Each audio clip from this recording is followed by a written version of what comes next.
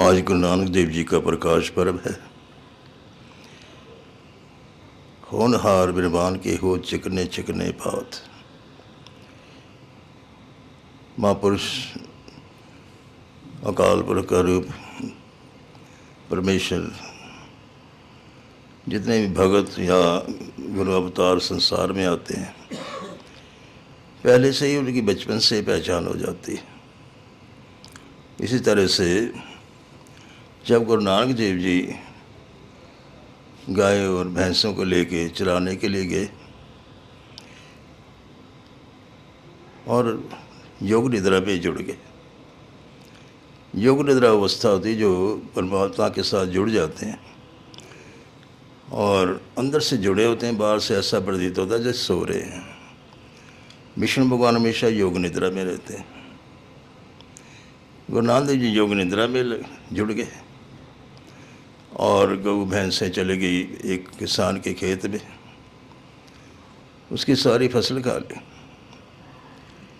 उस जमींदार ने आके शिकायत की राय बलार जी के पास, मेरा सारा खेत उजाड़ दिया। जब गुरु नानक देव जी को बुलाया गया, भी ऐसे शिकायत आपकी आई है।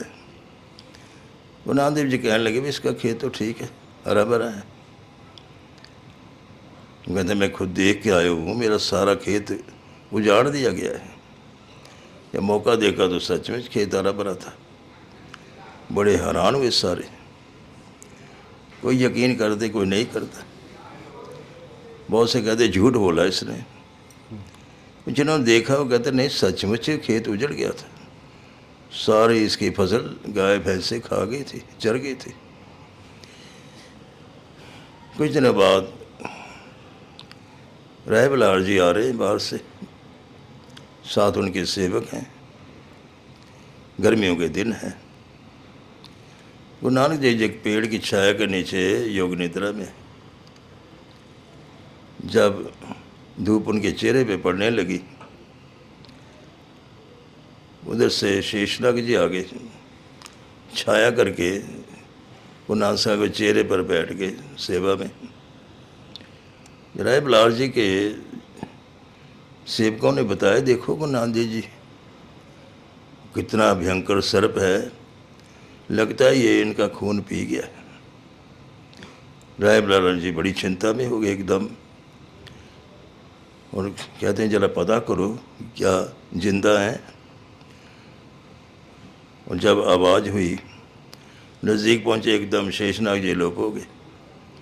गुरु नानक देव जी उठ के बैठ गए, उसके प्रभु के सिमरन में जुड़े हुए थे।